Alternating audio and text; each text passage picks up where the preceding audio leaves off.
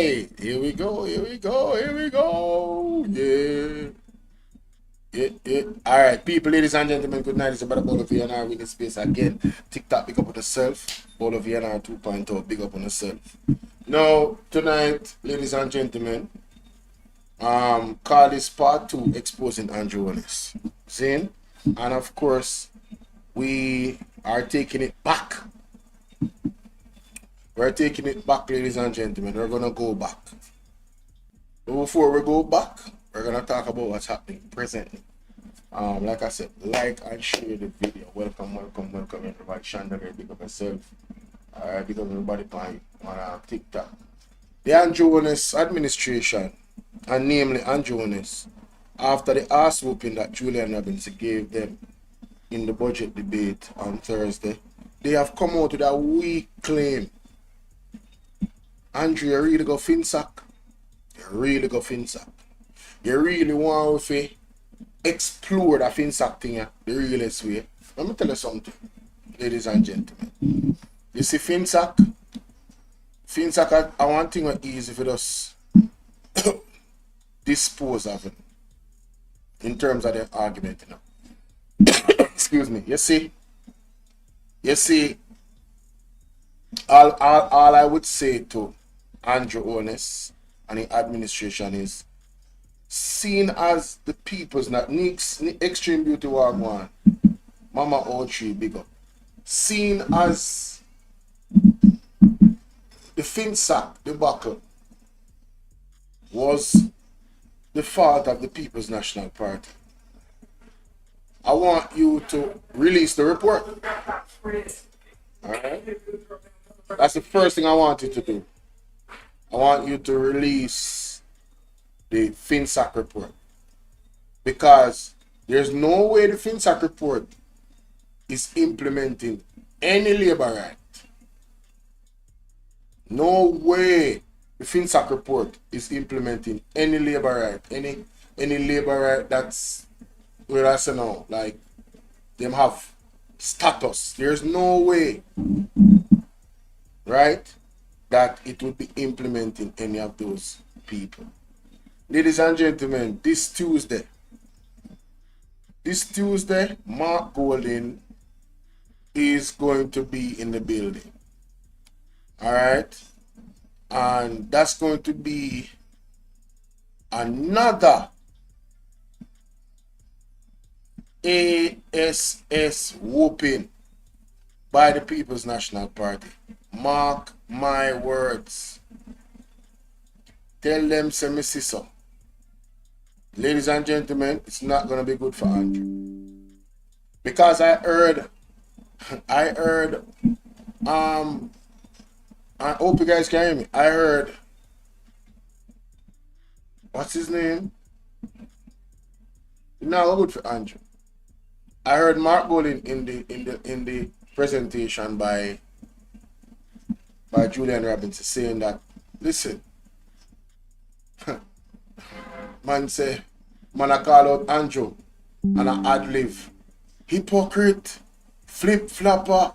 I saw me hear Mark Golden in the background and so me I said, what? Marky G ready for them. You know, so Marky G quiet from what there. Only no, that is not even true. Mark Golden has been very active on his page and has been pushing out that against the NHT extraction of the 11.4 billion, all of those things. Seen, Mark Golden has been very active in calling out the government. You understand? I want to show no one picture. And this is why them don't like the cleaner. But you know, the Labour government thin skin body, you know.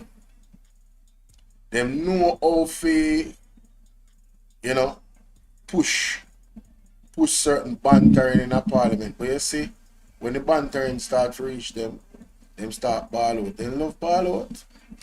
Let me show you that picture here.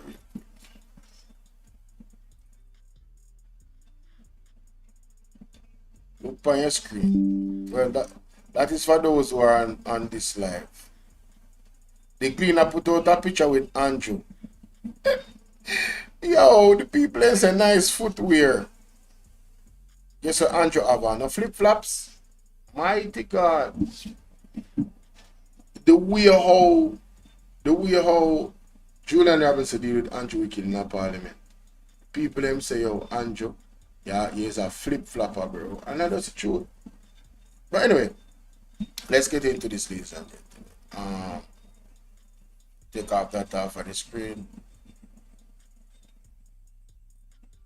Bloop. Bloop. Take off this off. No, we're not take off that. I'll go to Nickeisha Burchell first. Very short video. It's Nickeisha Burchell. Ladies and gentlemen. Let's go to Miss Nickeisha Burchell. See what she has to say. And today we are unpacking the opposition's response to the national budget delivered in Parliament last week by Julian Robinson and what it really means for everyday Jamaicans. Because budgets are not just about numbers on a page. Budgets tell you who a government chooses to protect and who it asks to carry the burden. And this year's debate comes at a very difficult time for Jamaica because just months after Hurricane Melissa, thousands of Jamaicans are still struggling to rebuild their homes, their businesses, and their lives. So the real question is simple. Did this budget meet the moment? We're breaking down the issues for you. We're going to talk about new taxes, the sugary drinks levy, online shopping taxes, the National Housing Trust controversy, and the alternatives that we believe could raise billions without taxing struggling Jamaicans. Let's start with a big picture. Julian Robinson began his presentation by grounding the debate in the reality Jamaicans are living. Hurricane Melissa has left 45 people dead, affected hundreds of thousands of Jamaicans, destroyed homes, and wiped out livelihoods. Months later, many Jamaicans are still trying to rebuild with limited support. So everybody agrees on the facts. But if that is the reality, then the expectation was clear. The budget should have been a recovery budget. That is what we expected the Minister of Finance, Favour Williams, to bring to the country. Because if the government keeps telling us Hurricane Melissa was one of the worst disasters in decades and has set Jamaica back, then the budget should have reflected that urgency. It should have been focused on rebuilding, focused on relief, focused on getting Jamaicans back on their feet. Instead, the argument from Julian Robinson was clear. This budget reads like business as usual, and that is the first problem. If Hurricane Melissa changed everything, why does the budget look the same and nothing has changed? Now here is the first major flashpoint. The government is imposing about $18 billion in new taxes, and we say that is the wrong move at the wrong time. Because when people are already under pressure, raising taxes can make the problem even worse. Economists call that a pro-cyclical policy. Let me explain that in simple terms. Imagine you're already struggling to pay your bills. Your income drops. You are trying to recover, and instead of helping you, somebody comes and says, hey, I'm going to raise the rent and I'm going to raise the light bill at the same time. That is a pro-cyclical policy. Instead of easing pressure on people when times are hard, you are adding pressure. And that is what the opposition says this government is doing.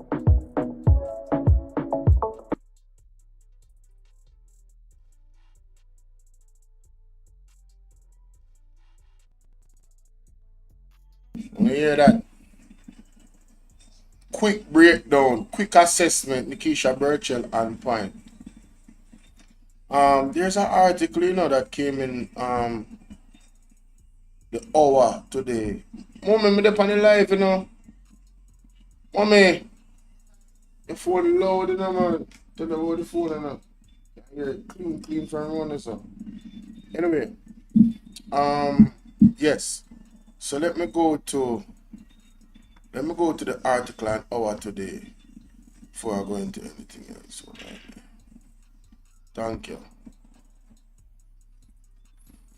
I think it had something to do with Guardian. No, not Guardian. Here we go. I'm just going to touch on this, ladies and gentlemen, right? Before we get into that, because they say the crisis we're having with the Cuban doctors, them, I can't really under under undermine the level of crisis we're in. So Dennis A. Minot, who mortgaged our health sovereignty? Prime Minister? Question mark. In every functioning state, certain responsibility stands above partisan maneuver or diplomatic fashion. Among them, none is more fundamental than the protection of the population's health. A government may disagree about taxation, infrastructure, foreign alliances, but the continuity of medical care for its citizens is a sacred obligation. When that continuity is placed at risk, um, sorry, could you guys like up the live for me? Thank you in advance, ladies and gentlemen. Need to see how the if you guys are seeing. Okay, yeah, man, you guys can see it. So it says here. It says here that among them, none is more fundamental than the protection of the population's health. A government may disagree about taxation, infrastructure, or foreign alliances, but continuity and medical care for citizens is a sacred obligation that continuity is placed. No, it's a sacred obligation, sorry. Full stop. When that continuity is placed at risk by political calculation, the issue ceases to be administrative. It becomes a question of sovereignty itself. So what this article is questioning is whether or not Jamaica is sovereign or not. I believe it's a good question based on what happened with the Cuban doctors, because the risk of removing the Cuban doctors, I mean, you're talking about the health of the people of Jamaica. You're putting at risk. There's nothing that should be about that. So the fact that the government chose to put the Jamaican health at risk, knowing that we're already in a health crisis, it speaks to and suggests that the Jamaican government is being strong-armed by external force, namely the United States. It is just common sense, ladies and gentlemen, based off the whole entire situation. But so it goes into question where our sovereignty is concerned. Are we sovereign? I don't think we are. But anyway, this is why the abrupt termination of Jamaica's long-standing medical cooperation program with Cuba demands far more serious national scrutiny than it has thus far received. For nearly half a century, Cuban doctors and nurses served in Jamaica's public health system. Their presence was not symbolic diplomacy, it was practical medicine. They staffed clinics in rural parishes where recruitment of physicians has long been difficult. They stabilized fragile hospital units. They filled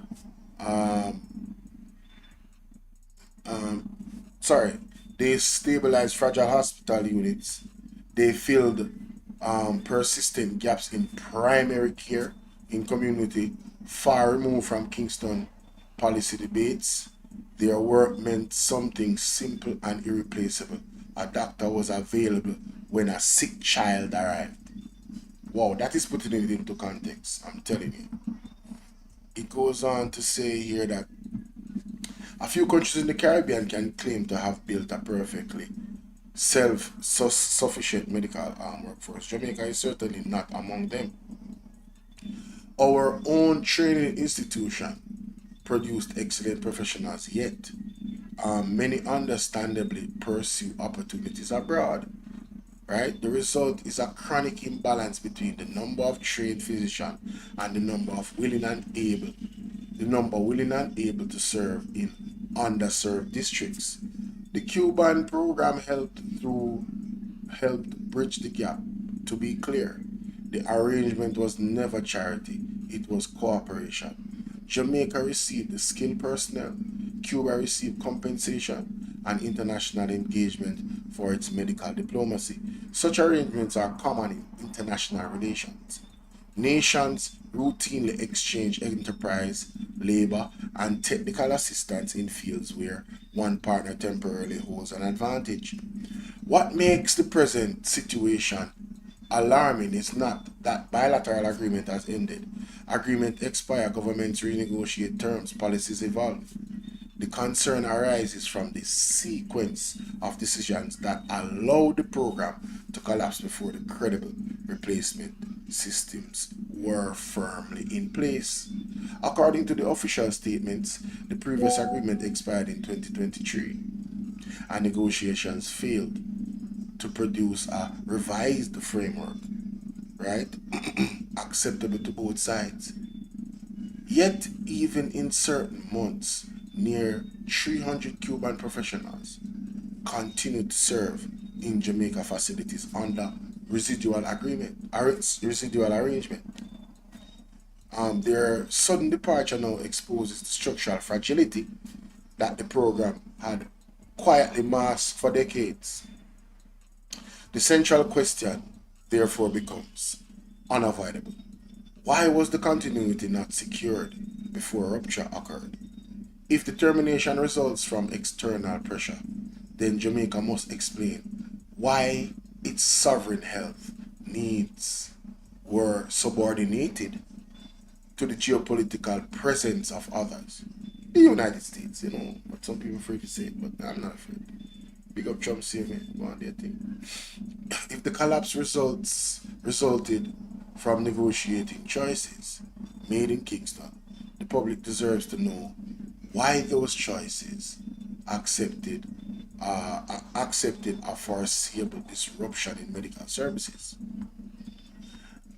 Either scenario points to the same uncomfortable reality. A nation that cannot guarantee the stability of its essential health services has surrendered a portion of its autonomy. Health sovereignty is not an abstract slogan. It is practical capacity of a country to ensure that its citizens can obtain competent medical care regardless of diplomatic whines and ideological ties. When that capacity depends heavily on external partners, as Jamaica clearly does, prudence demands that such partnerships be managed with exceptional foresight and stability. Instead, what the country now witnesses is uncertainty. Rural clinics that once relied on Cuban physicians must scramble to fill schedules. Administrators confront gaps, specialized services, patients in vulnerable communities face longer waits and fewer options. None of these outcomes enhance Jamaica's dignity as an independent nation. No, it actually exposes that we are not an independent nation. Nor does it reflect the gratitude owed to professionals who served faithfully in conditions many local doctors understandably avoid. And that's a cute way to say, listen, the Cuban doctors were here facing really tough conditions, and they were a champion. You understand? Walk on, big up yourself over the back TikTok. See? Just I go through the article first and then get into the finances, the budget, on Finsac. So when you like and share the video, we are go over the Finsac thing from an angle that a lot of people probably did not expect. If you look at my thumbnail, you see that Mr. Haughton is on the thumbnail. Trust me, y'all better get your popcorn. Make sure y'all in the building. Call a few friends, tell them to come over here. Anyway, this moment should therefore prompt more than temporary crisis management. It should force a sober reassessment of how Jamaica plans, negotiates, and safeguards the foundation of its public health system. Training more Jamaican physicians is essential, but it will take years for those investments to bear fruit. In the meantime, pragmatic international cooperation remains indispensable. The lesson is not that foreign partners are undesirable. The lesson is that they must be structured so that their continuity never depends upon hurried diplomacy or opaque decision making. Jamaica health system deserves steadier stewardship than that. For the public, the question remains painfully simple. Who allowed the program that sustained vital medical services for almost 50 years to dissolve without a prepared alternative. Until that question receives a transparent and convincing answer, one solution will continue to trouble the national conscience somewhere along the chain of decisions. Jamaica health sovereignty was quietly mortgaged.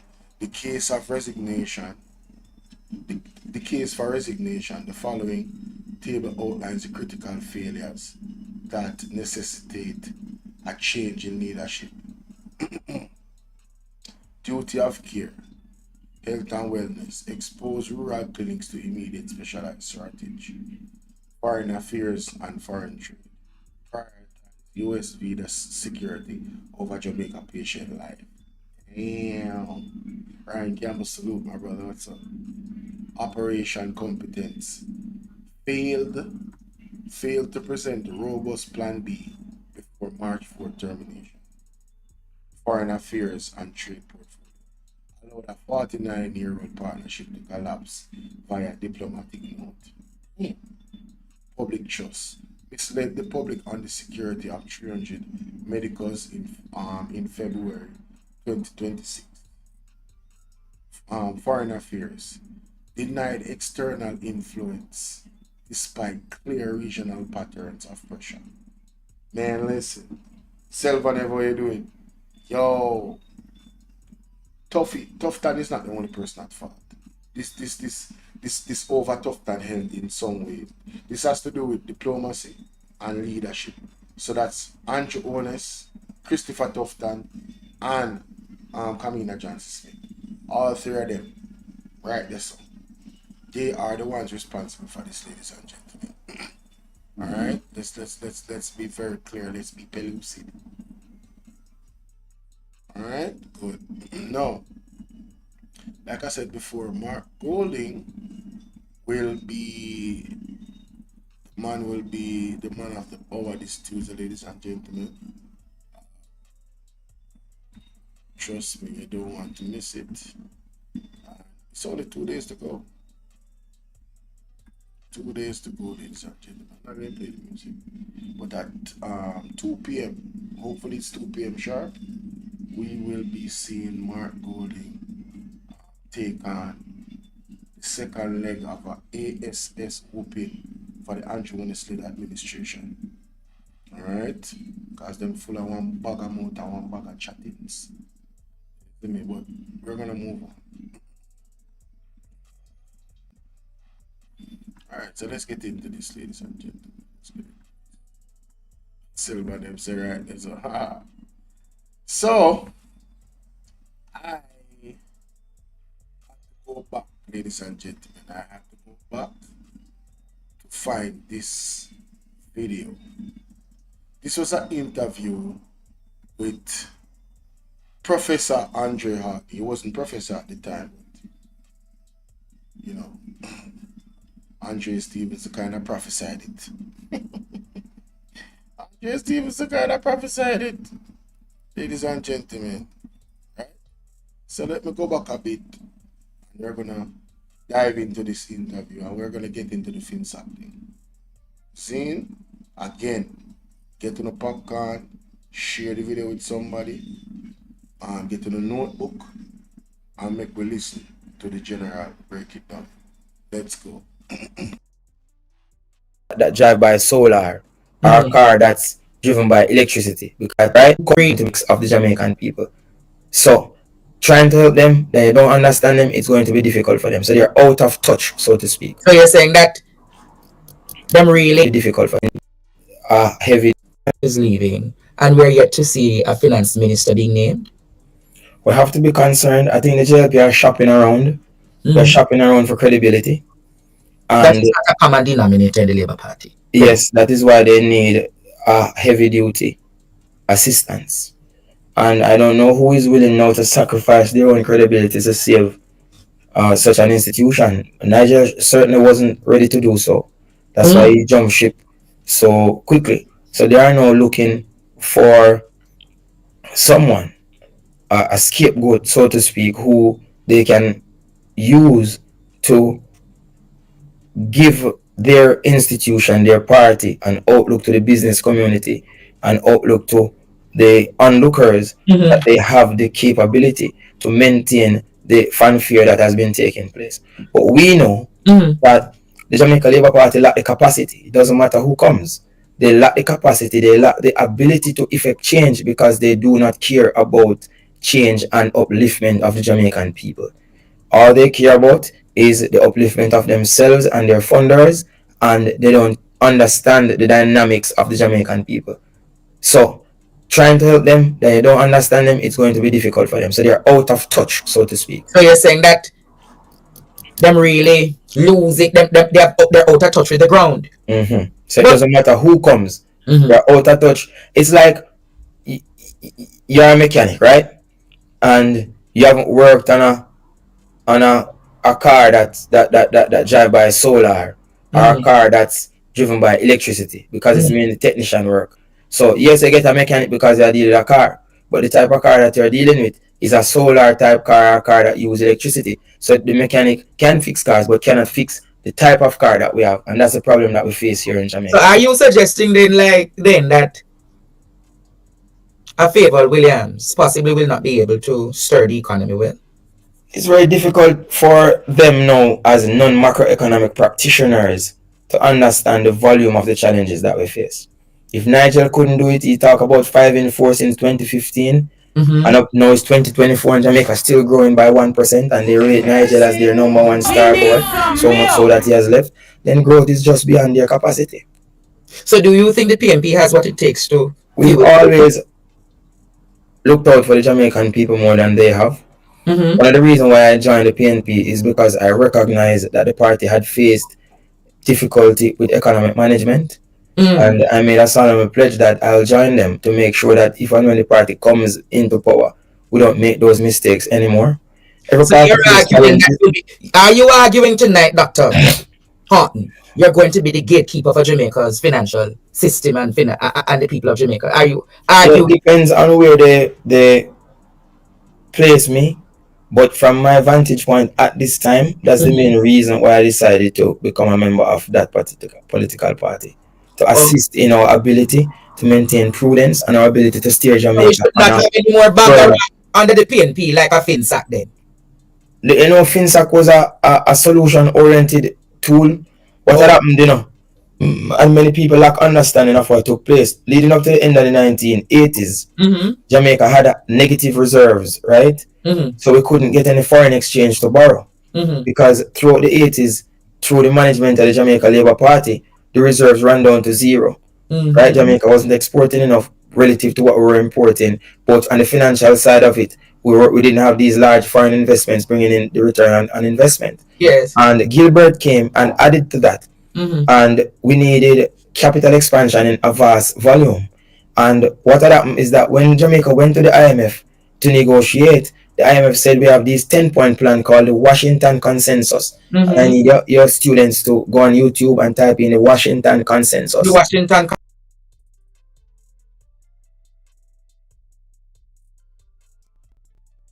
Alright, so teachable moment, ladies and gentlemen. We're gonna go to the Washington Consensus. Alright? We need to stop.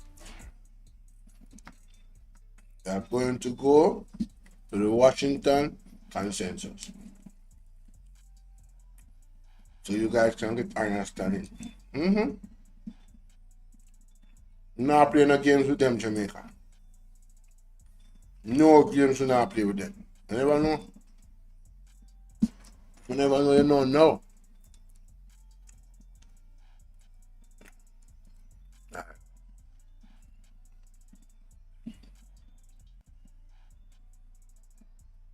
Alright, so let me share my screen now. We're going to play now is an old video now. So a video from 2024. We should dig it up in Jamaica. Let me say me do. Dig it up. Alright, ladies and gentlemen, let's look at a brief video about what the Washington Consensus is. Let's listen to this.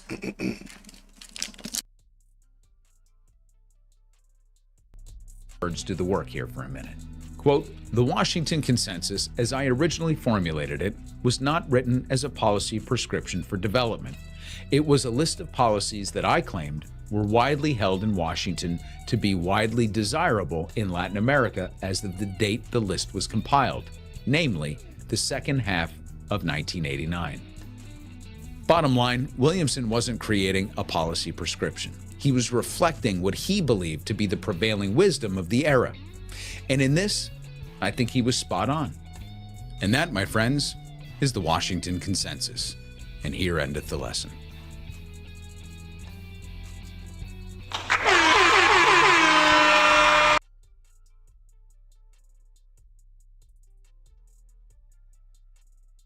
Consensus. Washington Consensus. Here, the adjunct lecturer for tonight says that it is your duty to research the Washington Consensus. Yes. It's a 10-point plan that the IMF had drawn up for Jamaica to follow if they needed foreign currency support. Right? And included in that 10-point plan was for Jamaica to liberalize its foreign currency, meaning that it would not fix the foreign exchange rate anymore. It would allow it to be determined by demand and supply. Yeah. So in 1990, the US dollar to Jamaica was 6-1. 6-1. And after we implement the Washington Consensus, by 1992, the US had depreciated to 25-1. Right? Oh. So 6 into 25, call it 4. Right? Now imagine every person who owed $1 in US debt now owed $4. If you owed 1 million in US debt, you now owed 4 million. 4 million in US. If you owed 10 million, you now owed 40 million in US debt. You're talking about banks and big institutions. Liberalization. So the foreign currency obligations now for each institution quadrupled. And now banks now could not repay their debt because of this decline in the value of the currency. Exactly. So because banks couldn't pay their debt, then the government had to intervene so that the average citizen did not lose their pension, so that the average citizen did not lose their hard-earned savings. I mean, I lost money in Finsac. I was a boy. I had savings. I had lost my savings in Central National. Oh, many people did too. So Finsac was the Financial Sector Readjustment Company. That's what it stands for. So its mandate was to ensure that the financial system in Jamaica did not crash throughout the 90s, and that is exactly what it did. That the financial system in Jamaica did not crash. Finsac was the Financial Sector Readjustment Company. That's what it stands for. So its mandate was to ensure that the financial system in Jamaica did not crash throughout the 90s, and that is exactly what it did. How the banks were sold.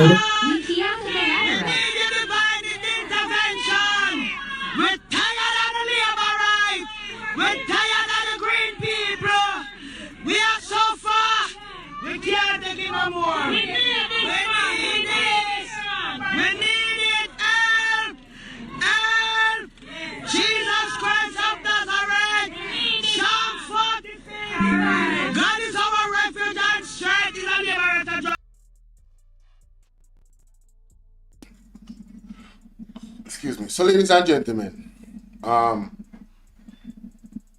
Finsac was the solution to the problem. We're going to go a little bit deeper into it because the Washington Consensus, you really have to go and look at that. You really have to read Jamaica. So when people talk about the Finsac, whatever, them really are misinformed and are disinformed about the reality. Finsac was the solution to a problem. You understand? And you heard the numbers of the US dollar to the American dollar. The IMF pretty much put Jamaica into a bind. And Mr. Andre Haughton is going to explain to you what I mean by that. Right? So just follow for me, ladies and gentlemen. We had a 262 debt to GDP ratio. There were banks in that time, that were giving unsecured loans. Edward Siaga, something like $23 to $30 million. He forgot that he borrowed. And those bad practices in the 90s, basically when the Washington Consensus was implemented through the recommendation of the IMF to liberalize Jamaica.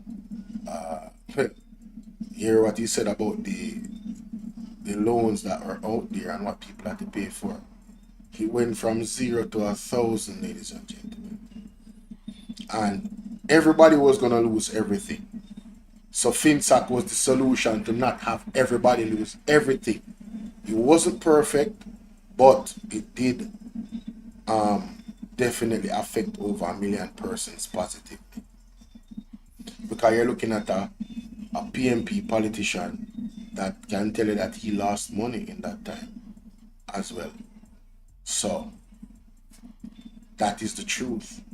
You know, in some places you're not gonna get the truth, you know, but one thing I can guarantee with the People's National Party members, you know, they're gonna tell you the truth. You understand? I want to go to give further context to this situation. I'm gonna add Shaka's input. Shaka broke it down, you know. Pick up Shaka Flames, you see it. Where's that video? Oh, here it is. Here it is. Let me just speed it up a little bit for the sake of time. That's too fast. Oh, mercy.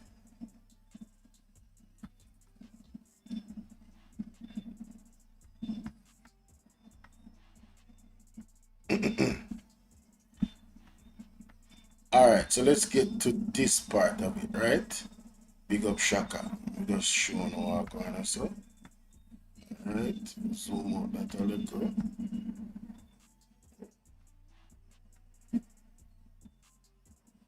Wow.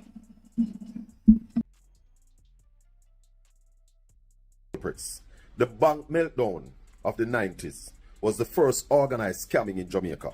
Finsac was the solution. Listen this video to the end. Finsac was a homegrown domestic crisis wholly caused by the PNP, for which we are now only just recovering.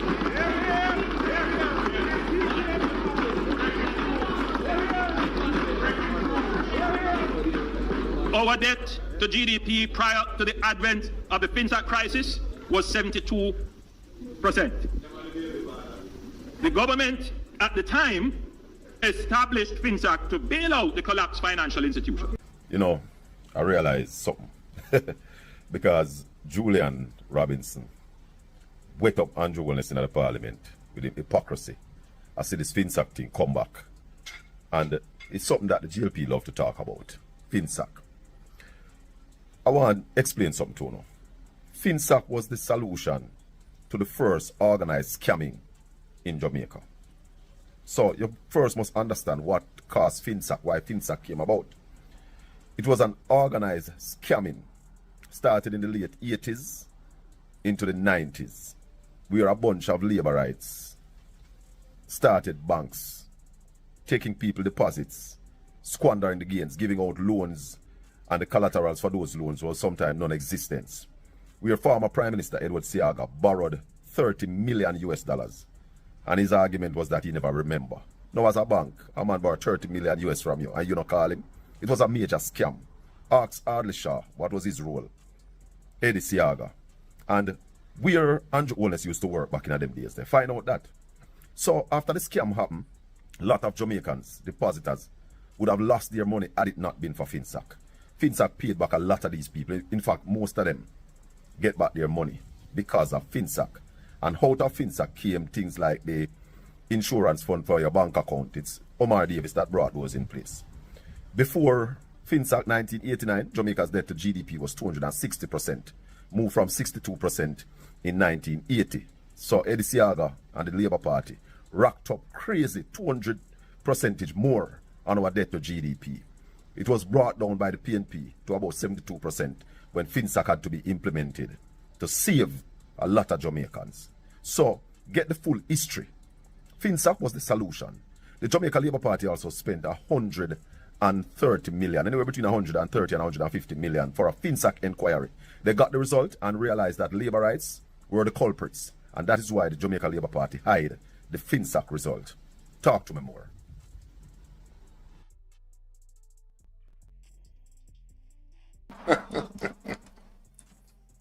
Make sure, say, wanna go over Portland Spice TV and subscribe.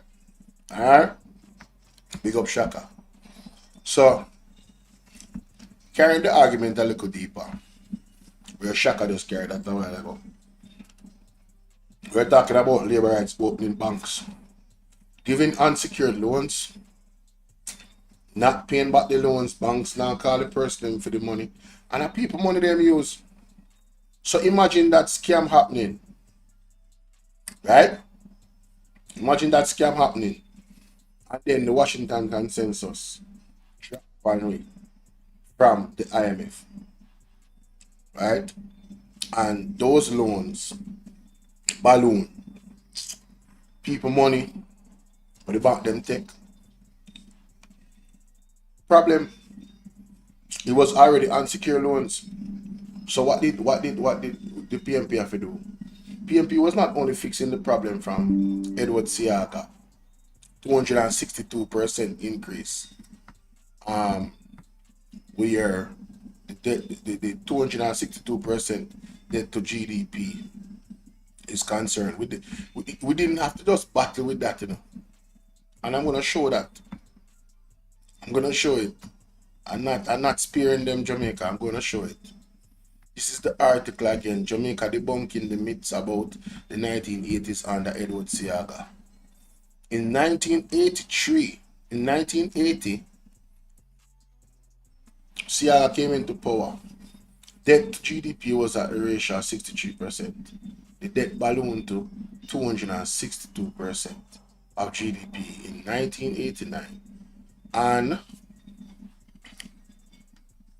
which represents an increase of 315.8% in Jamaica's indebtedness over a 9-year period of the JLP Siaga administration.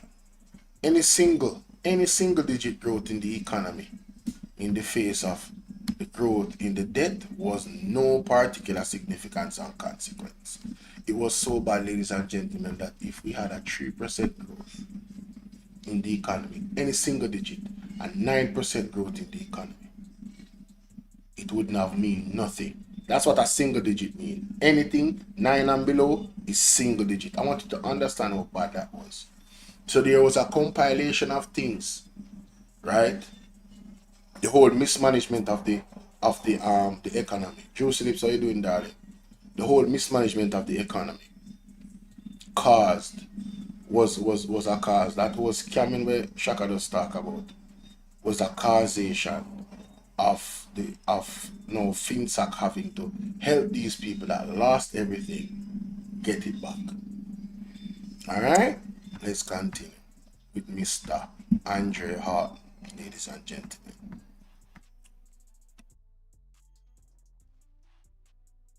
Did not lose their hard-earned savings. I mean, I lost money in Finsac. I was a boy. I had savings. I lost my savings in Central National.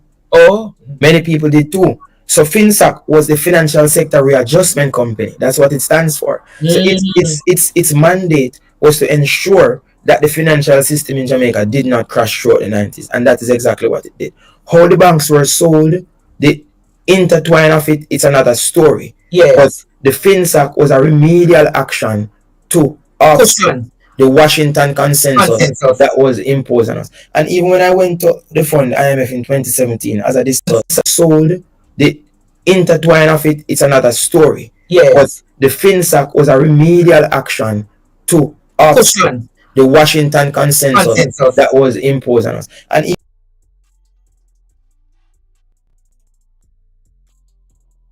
so, ladies and gentlemen, the Washington consensus was imposed on us. This is important. The Washington consensus was the catalyst that ballooned those debts that were there and shoot it up. It was imposed on us by the IMF. We did not choose the Washington consensus. Listen me good enough. You hear what the man said? It was imposed on us. Let's continue. Alright, make sure so you don't miss that in the plate again. point of it, it's another story. Yes. But the Finsac was a remedial action to offset the Washington consensus that was imposed on us. And even when I went to the fund IMF in 2017 as a distinguished academic fellow, I met the lawyers there. Wait. So it's not Nigel alone, but to the IMF. You're just putting it on the record. You were what? A distinguished fellow. Yeah. So I went there in 2017 and I met with them, the teams who were responsible for Jamaica's negotiations throughout the course of our financial life with them, and they apologized. They said that you're saying the IMF apologized to Jamaica for the Washington consensus? Yes. What? Not the IMF, but the representatives of the IMF who were working on the Washington consensus at the time, the lawyers. So they apologized. Putting it on the record. You were what? A distinguished fellow. Yeah. So I went there in 2017 and I met with them, the teams who were responsible for Jamaica's negotiations throughout the course of our financial life with them, and they apologized. They said that you're saying the IMF apologized to Jamaica for the Washington consensus? Yes. What? Not the IMF, but the representatives of the IMF who were working on the Washington consensus at the time, the lawyers. So they apologized. They said that to me in a private conversation. That they apologized for what they did to Jamaica in the 1990s.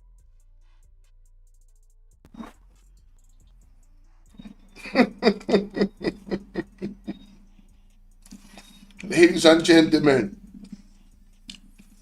the truth shall set you free here. So we have Eddie Siaga 262 debt to GDP ratio. We have to go to the IMF. We're under pressure. What about people lost their jobs in that time? I went to the article, I'm not going back again right now. A lot of people lost their job. The public sector was alright. We were economically, we were in a really terrible place. The Washington consensus was then imposed on us by the IMF. It took debt from, if you owed $1, the dollar went from what? $6.6 to $1 US. Let me go back to that. Very important. Let me go back to that. Let me go back to it, Jimmy. That then the government had to intervene so that the average citizen did not lose their pension, so that the average citizen did not lose their hard-earned savings. I mean, I lost money in Finsac. I was on investment. Yes. And Gilbert came and added to that. And we needed capital expansion in a vast volume. And what had happened is that when Jamaica went to the IMF to negotiate, the IMF said we have this 10-point plan called the Washington Consensus. And I need your students to go on YouTube and type in the Washington to the capital. Yes. And Gilbert came and added to that. And we needed capital expansion in a vast volume. And what had happened is that when Jamaica went to the IMF to negotiate, the IMF said we have this 10-point plan called the Washington Consensus. And I need your students to go on YouTube and type in the Washington Consensus. The Washington Consensus. Washington Consensus. The adjunct lecturer for tonight says that it is your duty to research the Washington Consensus. Yes. It's a 10-point plan that the IMF had drawn up for Jamaica to follow if they needed foreign currency support. Right? And included in that 10-point plan was for Jamaica to liberalize its foreign currency, meaning that it would not fix the foreign exchange rate anymore. It would allow it to be determined by demand and supply. Right. So in the 1990, the US dollar to Jamaica was 6-1. 6-1. And after we implement the Washington Consensus, by 1992, the US had depreciated to 25-1. Right? So 6 into 25, call it 4. Right? Now imagine, every person who owed $1 in US debt now owed $4. If you owed $1 million in US debt, you now owed $4 million. $4 million in US. If you owed $10 million, you now owed $40 million in US debt. You're talking about banks and big institutions. Liberalization. So the foreign currency obligations now for each institution quadrupled. And now banks now could not repay their debt because of this decline in the value of the currency.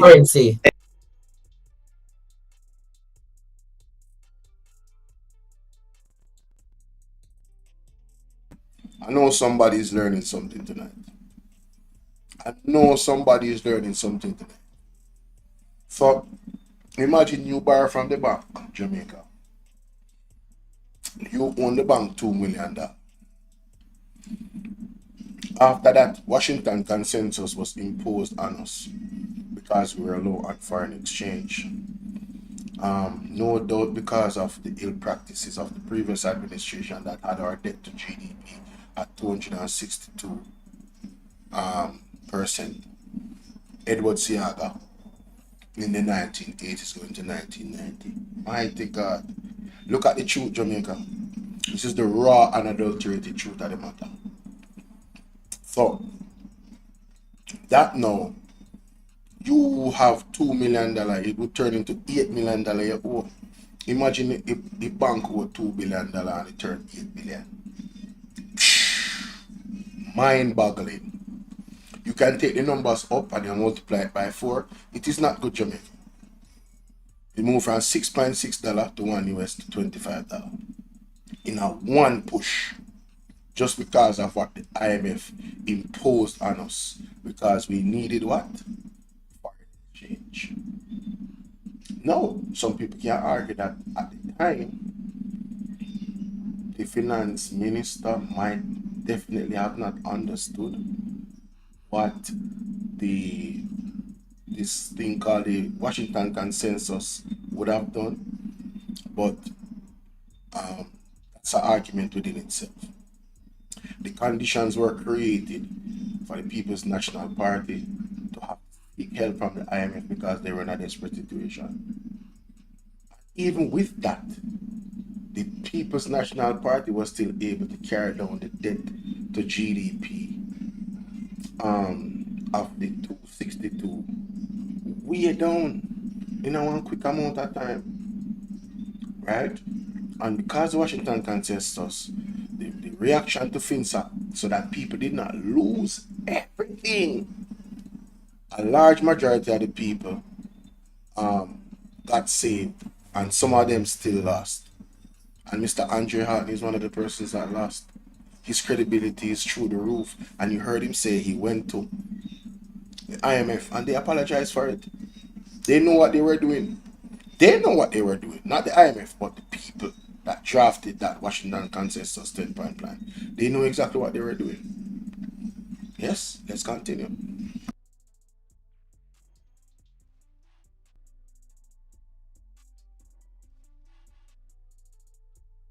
IMF. A large portion of our debt anymore, we owe a large portion to other investors and to domestic pension funders.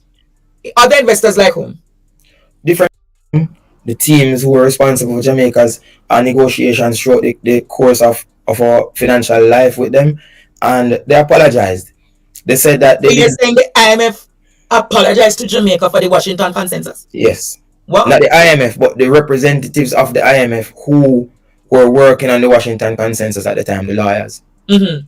So they apologized. They said that to me in a private conversation. That they apologized for what they did to Jamaica Yes. in the 1990s. Wow. I wish they could have not just only apologized, but did something realistic to cushion what they did those years back. And that is what we want. That is really what we want. But what has been happening is that the IMF are clever. So what they have been forcing Jamaica to do is to minimize their foreign debt and to increase their domestic debt. So we don't really owe the IMF a large portion of our debt anymore. We owe a large portion to other investors and to domestic pension funders. Other investors like whom? Different companies who buy government treasury bills and so on and so forth. Individuals like you who invest in less risky assets. Oh, so technically Jamaica not really owned by Jamaica then?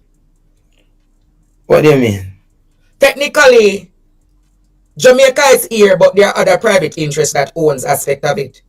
No, the debt that is owed is owned by many people, including Jamaicans. Oh, okay. So if we would say we want to default on a debt, right? So we say the IMF, we owe them 200 million US or $1 billion US, we want to default on it. What the IMF has done is to make sure that they alone don't hold that full portfolio of sums. institutions like JMMB or NCBR also hold some amount of that sums. Oh, okay. Interesting. You following? I'm following you. Clear. So how do we, as a country, pull ourselves from the IMF? And It's difficult to pull away from them because we are not producing at a level where we can get the amount of foreign currency that we desire to make the purchases that we want.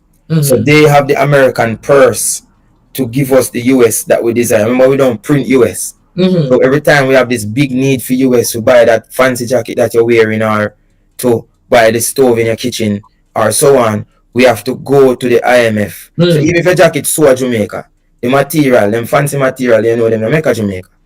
So you still have to buy the material. I was about to correct you to say. No, man, I know your thing they made in Jamaica, man. I know from see your thing, I know it's a support Jamaica type thing. But the material, yes, that is true. We're not which are the dearest part of the thing to some are half and half or whatever, but it's a big part of the thing.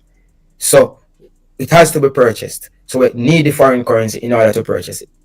When, for example, ATL needs to buy 1,000 cars or 100 cars, they need the foreign currency to do so. You understand? So we have to get the foreign currency to do so in order for it to work. So it's very difficult for you to detach yourself from them unless you become a super productive nation, which is what we ought to be and what we have the potential to be and what we need to lay a new macroeconomic platform in order to accomplish.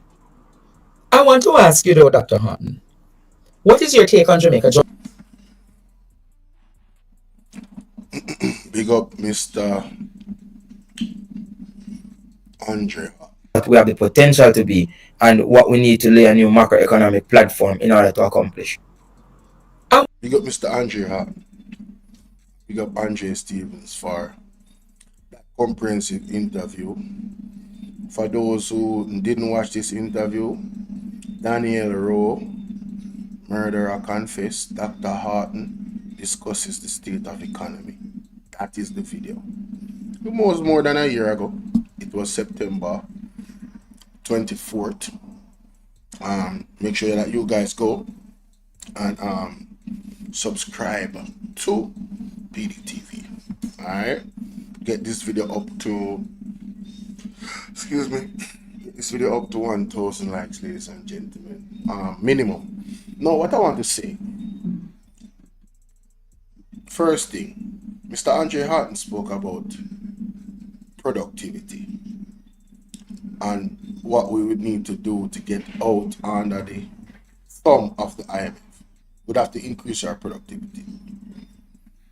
The current government, in their tax plans and all of that, it's not focused on productivity. They're focused on taxing the hell out of whatever it is that Jamaicans are earning right now. Because most of us are consumers. Second thing that's counterproductive to us actually reaching a goal of economic sovereignty, if you want to call it that, is the fact that one of the reasons why we can't get economic sovereignty is because we're not focused on agriculture, right? And you're going to tax the people for the things that they eat and consume. Most of the things are imported. We're not exporting anything. It leads back to production again. I'm not saying that agriculture is the only thing that we need to focus on, but obviously we need to focus on industry. The point of the matter is what I'm making, ladies and gentlemen. The Jamaica Labour Party is not going in a direction that would solve these problems for us to truly have prosperity. They are maintaining the status quo, and I personally believe, it's just my opinion, I could be wrong, but I really don't think I am. I truly believe that they are actually doing this on purpose. I truly believe that from the bottom of my heart. Alright? But I digress. We have demolished the Finsac argument with facts and evidence. Let me know what you guys think in the comment section. Alright? Thank you very much. Again, make sure you go follow Andrew here on Partner TV. Guys, See? Oh, Dre had the interview with Mr.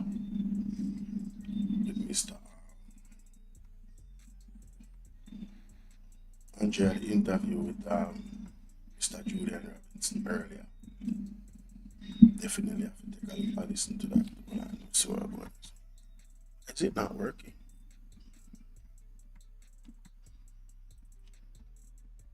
Something just ain't right. Oh, that's why it now work. Totally turned it off. Sorry about that. Let's go. Virgin coconut oil is cold pressed to preserve its natural fragrance and nutrients. Because Canada. Let's get into There this, might be ladies and some gentlemen. sounds, etc. in the background. I'm asking for you not to be distracted. But tonight we have to have a serious conversation as to what is happening with the finances of Jamaica. Let us welcome the opposition spokesperson on finance, Mr. Julian Robinson, to our studios. My father, my friend. How are you, Andre? You're breaking up a little bit there, but I hope you can hear me clearly. Yes, we're hearing you. We're also hearing your dogs as usual. I do have dogs. I'm a dog lover, and they make a little more noise than some people like, but they protect me. And I've had dogs since I've been about 4 years old. They call me a dog whisperer because people who walk with me during campaigns and see how I interact with dogs, I appreciate it. We go to a gate and a dog rushes, and everybody run back, and I stand at the gate and talk to the dog for a couple of minutes, and then I'm able to pat the dog. The same dog that was going to bite me. But So what kind of dog do you have in the house now? I have German Shepherds, one mixed Rottweiler. I have 4 dogs. I can't manage more than 4 because maintaining them takes a lot of work. Every morning, the cooking, I cooked on Friday. I cooked 3 pots of food and then I put them in Ziploc bags, keep them in a deep freeze, and then each morning I take it out, warm it up, I mix it with the dry food. So I get meat, cook it with rice, pack it. So I'll have food that will last me for the next 2 weeks. So in addition to feeding them, the poo, so I have to go pick up the poo in the yard and have a dirt area where I put the poo in and that kind of thing. Yeah, you're a very organized man. Well, I forbid. I mean, my routine is I wake up early in the morning, generally about 4. I go and exercise by 4:30, quarter to 5 for about an hour. Get back, deal with my dogs, and then I have to get my kids ready and out of the house. Leave by 7:15 to get them to school. Wow. That would have been the level of organization you would have put in the Ministry of Finance had you been Finance Minister September 3rd. Well, it didn't go the way we wanted. I mean, we were short by 4 seats. When we look at the vote count, just over 1,000 votes. But, that's life. We were all disappointed with the result. But we have to accept, God knows best why you make these decisions. And we'll continue to hold the government accountable, And so I continue to do my work, even though we were all hoping to be on the other side of that. Sir Robinson.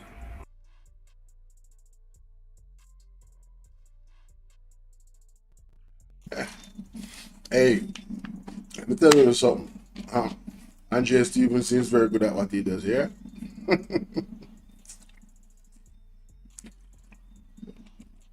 I recognize that we appreciate the talent. And you see, the first point he made, and wait a minute, you're a very organized man. He is. You wake up 4 o'clock every morning. You telling me. As much as always, still, it's really the rich life, ladies and gentlemen. Let's keep it a beat. But people who are dog lovers and have a life of dog, it's a huge responsibility. People tell you that have dogs, that it's like having kids. Especially those types of dogs that you need them to be on healthy, you need them to be on high alert. These are the dogs that protect you. So you have to show them the same level of care as you would show your child. So Julian Robinson gets up in the morning and he exercises, feeds his dogs, other things, get his children to school at a certain time. That's organization. That is organization, ladies. Remember, the man is married. So he have a wife. And of course, I'm just saying, That is a hell of a level of organization. That's family routine. You see, this is why, you know, people that are in leadership positions usually is the ones them that have real family structure that are given certain positions, because even a criminal will let you know. Even a criminal will let you know that it don't even make no sense to engage in certain partnership with another criminal based off their lifestyle. So, and let me not use criminal, a business partner will let you know that whether it's a male or a female, especially if it's a male, person is not committed to anything or doesn't show commitment to anything, it is a risk for you to go into actual business with that person if you are sensible. Because imagine, they can't commit to one woman, they have a girlfriend and 10 side chicks, but you expect that person to commit to your business. You expect that person to, you know, when things are low, them stick with it, and you know what I mean, them say them going to do this and them do it. It's not in their character. Most of the times when you see them cheap and them lady, the point of the matter is, even in the biggest leadership positions, if you were not married, you couldn't get them. That's why a president had to have a wife, even if he's GAY, because the world look upon it that way. When you're building kingdoms, we build it with a man and a woman. Tell me which nation on the earth has a head of that nation that are two men. Everybody know. Tell me which nation on the earth has a kingdom and it's two women that are married or whatever are running the kingdom. Tell me. Just let me know. Let me know. Certain things are just understood. What are you doing, Andrea? Certain things are just understood. So, pick up Andrea for that question. I'm pointing that out. We definitely missed out on Mr. Julian Robinson's dedication and organization at the helm. Sad, but true. Let's continue.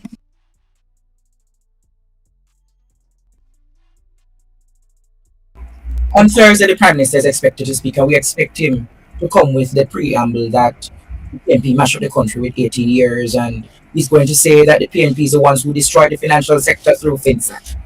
What do you want to say to the Prime Minister and counter his arguments from now to shut him down before he comes with that nonsensical argument that he has been coming with for the past 10 years? Well, the first thing I would say, Finsac was 40 years ago. They've been in government for 10 years. They were there before. If we want to have a true and full account of Finsac, then they should produce the report which was done, which will give the country a better idea as to what took place. What they have done is selectively release just aspects of what took place in Finsac to suit their own narrative. But just tell the country the full truth about Finsac. Tell the country the factors that were created to cause Finsac, and then what was done to deal with it. Let's talk about the people who were identified as being not fit and proper, but who ended up back at SSL and created further problems, you know? Right? So if we want, the problem with Finsac is that every time it arises, the Labour Party just selectively puts out information to suit a narrative. And so I expect him to come back on the Finsac bandwagon, which they always do. But my call to him is release the report. Let's put it to bed, release the report. Not the snippets. Not snippets and parts of the report, the entire report, so the Jamaican people can see it and come to their own conclusions. Because they don't release the report. Will you release the report come the next election as well? Yes, of course. It is in the public interest so that the public can know fully what took place. And so there are multiple.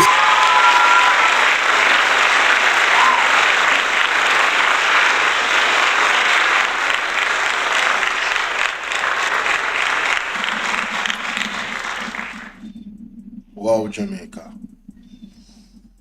That is the finance minister to be letting us know that without a shadow of a doubt, the People's National Party will be releasing Finsac report. Who vex? I know I am happy. Sylvan, if you're not happy, me know say me happy. Andre, you're not happy. I can't wait. But I am forced to. One Julian Robinson, I want to them. The report. Will you release the report come the next election as well? Yes, of course. It is in the public interest so that public can know fully what took place. And so there are multiplicity of factors that caused the collapse of the financial sector. There was an intervention to protect depositors because there were thousands, hundreds of thousands of Jamaicans who would have lost their deposits and lost their life savings had the government not intervened. The government had to intervene, which meant the government had to guarantee those deposits. It meant borrowing more money, which pushed up our debt. The government then established Finsac to recover some of those monies, and it meant that people who had loans, there were sales of assets to cover those things. Now put everything on the table. You know, ladies and gentlemen, the honesty. There's a multiplicity of things that caused the economic crisis or meltdown. A few of those things lay on the responsibility of the mismanagement of the Jamaica Labour Party under Edward Siaga.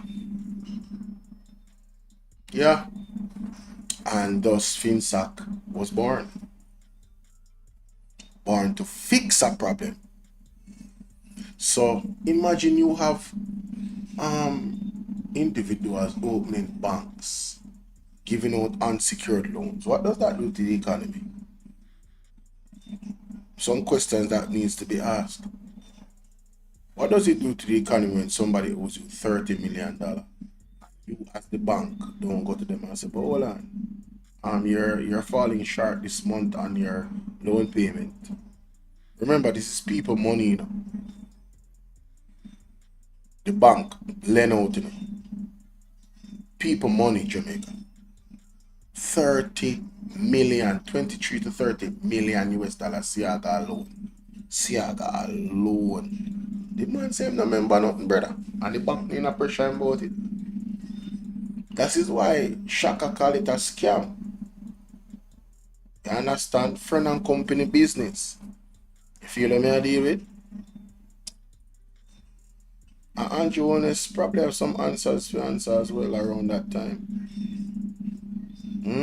Interesting.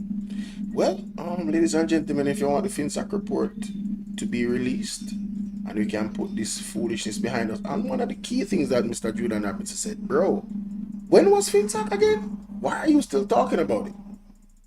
How are you using that as a crutch to tell us that, you know, you have failed and making an excuse for your failure as a government?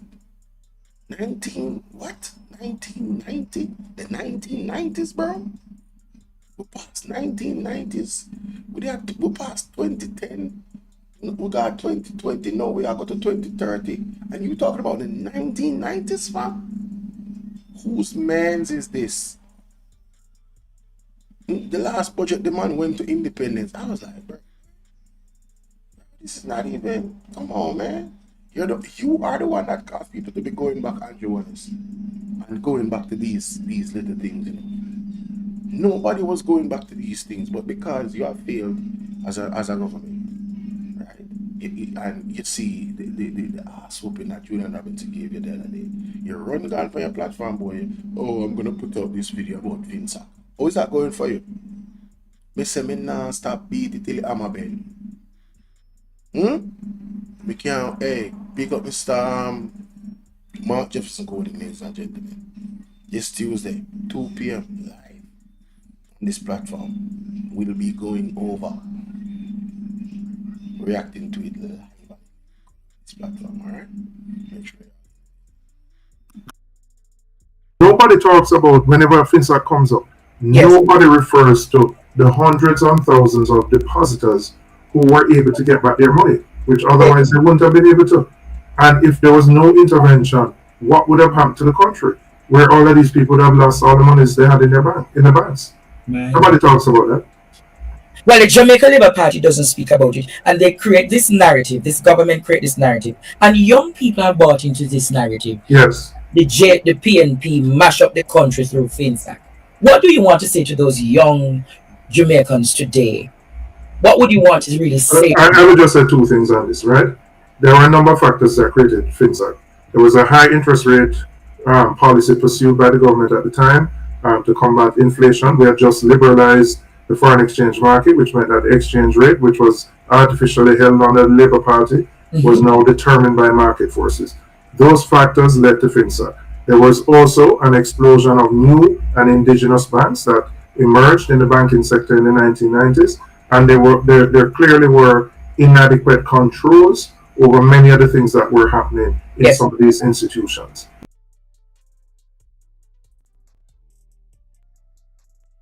Mr. Julian Robinson has been a gentleman, ladies and gentlemen. Those are the banks that the Labour stepped in. Giving out unsecured loans. Yeah. That's what happened. That's what happened. That's why Shaka called it a scam. So, you know, he spoke on it. The 262% debt to GDP that Siaga left us in, that hole, having to go to the IMF. Then, of course, the Washington consensus was imposed. The dollar now had to move from a singular 6.6. That was pretty much a facade. Really, it never really valued 6.6, especially with a debt to GDP at 262. So, again, all roads point to the Labour right there. Let's continue. And so you had what I would call a perfect storm.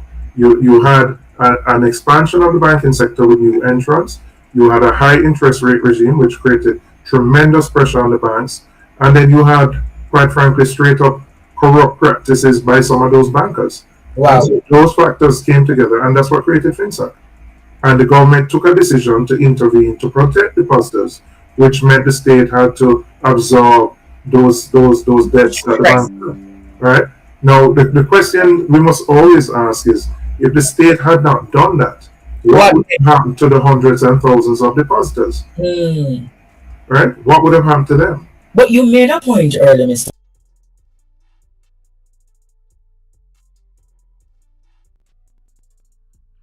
I'm sorry, I have to cut it again, but that point, I don't hear nobody talking about that.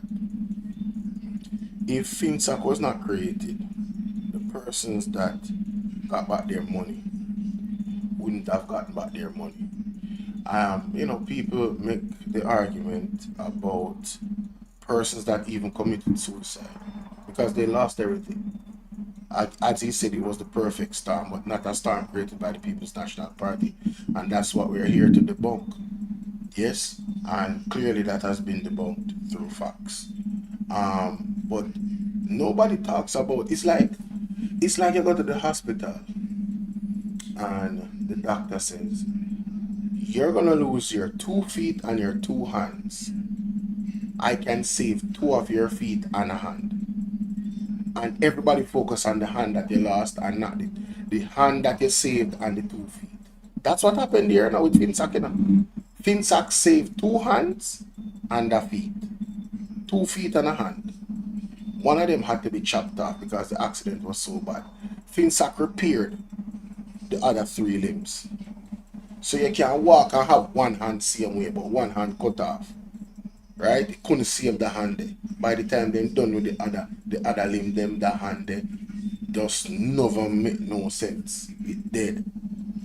And you would have caused a cancer or something. So it had often and you have to chop it off, Jamaica. Right? So that's what happened with the Finsac. So some people did commit suicide. It is what it is. Pressure, too much, losing everything. Now we're here in another time. Now where a natural disaster just came and people lost everything. It's a similar thing. People just can't take the pressure. We're not endorsing or encouraging that. We want people to stay resilient, and we want people to know that God is there and their comforter through the toughest of times, right? Which Isaiah 41 and 10. Isaiah 41 and 10, my mom sent me the other day. So you can read that, right? Isaiah 41, and you read from verse 1 to 10. Powerful. Remind yourself of those words, that promise from God every time you're in a space where you think that, these things are just too much. Read that Isaiah 41, 1 to 10. And I'm telling you, my mom sent me the other morning, it was like exactly what I needed to hear. You understand? Power of the word of God. But, nobody talks about the three limbs where you see, they talk about the one that you lost. When you did not, PMP is the doctor, PMP did not cause you to be in the position to be losing your 2 limbs them or all your limbs them. But they said, no, we can't afford if we lose all your limbs them. Let us save some of the limbs. This is an analogy for those to appreciate what Finsac was. Yes, let's continue. Mr. Robinson, that if the report had been released, some of those people who are doing securities today wouldn't have been able to having companies and operating. Correct. Would you equally have released the fraud report? Yes, absolutely. Again, the country deserves to. Now, if you're in the middle of trying to hold people accountable and you're trying to prosecute people, there may be aspects of the report that you have to hold back because you may need to use that in a court of law. Mm-hmm. But certainly for the public interest, even at this stage, the public does not know what happened with SSL. We know there were 3 arrests that were made of persons who were involved in the company. But it's important to note, none of those arrests relate to the money. There are more administrative things about operating without certain licenses, etc. But nothing relates to the missing money. And so the question that most Jamaicans still have, what happened to the money? It can't be one lady, Gina and Panton, who could have been responsible for all of that. Cannot be. So you'd want to know the underbelly of the syndicates who made that happen? Yeah, because how could it be only one person who could have been so involved in the operations of the company that billions of dollars were stolen from depositors and nobody else is no accessory? Who is the mastermind? I don't think it's Gina and Panton. So you would have caught or made an attempt to catch the mastermind. Absolutely. Ugly belly of what operation was really happening at SSL. Absolutely. Because Jamaican people, everybody knows about Usain Bolt and the money he lost. I have a 78, by now she's about 81 or 82. Pensioner. The lady wrote to me. She's a teacher for her entire life. She has no children, right? She decided that she was going to save her money because she didn't want to be dependent on anybody once she retired. She knew her teacher's pension would not be a lot. She put her entire life savings in SSL. Wow. We don't hear those stories about people. 81-year-old teacher. 81-year-old teacher from my constituency. Because when the issue broke, she wrote to me and told me of her experience. Wow. She doesn't have anything to fall back on at this stage. So basically, she empty and at now. Empty. She can't work at this stage. She did everything right, meaning she worked hard, she saved her money, she was responsible. She felt this was an institution that she could trust. And she put her life savings here. She has nothing. And she has heard nothing about getting back. Nothing. Absolutely nothing. Absolutely nothing. This again has crippled the financial sector and has caused many for Jamaica to have lost investor confidence. How then would you as Minister of Finance fix this issue? Because Nigel run left it, payable come and she clueless. What would you have done? I think it's important. The investigations were clearly done. They're pursuing things. But as I said, releasing the parts of the report that are not related to the prosecution, that is important. It is important that people can understand what happened, what took place. And as I said, while people may have gotten excited about the 3 arrests, the arrests are not related to the stealing of the money. So Unfortunately, the perception in Jamaica is that the big man always get away when something happens. That we hold the little man who teeth the care for the tree them in the king's house. But the mastermind behind big frauds always get away. And so what is the message to this 81-year-old in my constituency who has lost their life savings? There is no message. There's nothing of comfort for her. Because even if she's not getting back her money, she would like to know that the people who are responsible for stealing it are held accountable. And right now, there's nothing in terms of the prosecution that points to tying down the people who actually stole the money.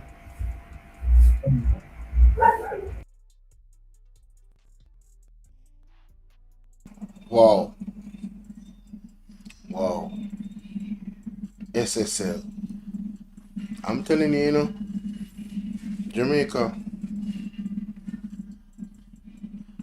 some people are going to pay, and it's going to be karma. It's going to be the judgment of the Lord, because vengeance is left on him. Can you imagine an 80-year-old teacher, right? Basically, I told you guys, you see, Usain Bolt being a part of SSL is what really pushed a lot of people to join SSL, and also the fact that it was on the stock market, the Jamaica stock market, or whatever they want to call it. It gave it legitimacy. And this happened under the Jamaica Labour Party. No question. It really puts into perspective the scope of information that Mystic Sensation has put out about SSL. Now I understand when he talks about capital cronyism, right? It's the terminology he uses. I don't want to siphon off into that and miss my point. The point of the matter is, ladies and gentlemen, this lady could, I'm knocking on wood, I'm not calling for that, but this lady could transition, and people that did that to her is still here and not even facing any type of judgment by the system, the judiciary. No, nothing. She has no children. She's 80 plus years old. Obviously cannot work for herself anymore. Secured her future through what she thought was a sound investment to get her thing multiplied. And she was scammed out of it. And the scammers have not been identified. And the investigation seems to be going nowhere. Because like Mr. Julian said, the person that got arrested, it has to do with administrative things. It doesn't have to do with who stole the money. Those charges are administrative charges.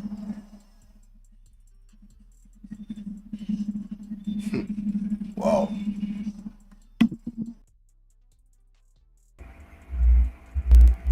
And the government also to be blamed, because they knew of the irregularities that was happening at SSL, and the government has sanctioned SSL to be on a pause. So, there are also questions that the Financial Services Commission would need to answer, because SSL was an institution that was flagged from a very long time by the staff at the FSC, who raised concerns about the operations of it.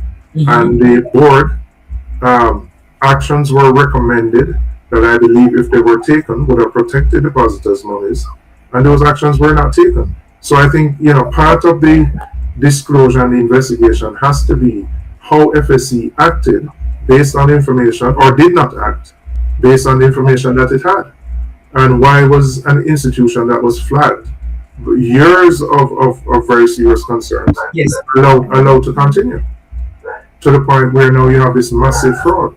So, there are many questions on the part of the regulator that need to be answered, even though we're going forward. And now BOJ has intervened, and basically BOJ is taking over, has in essence taken over the operations of FSC, right? But there's still questions to be answered. I appreciate that, and those questions will be answered.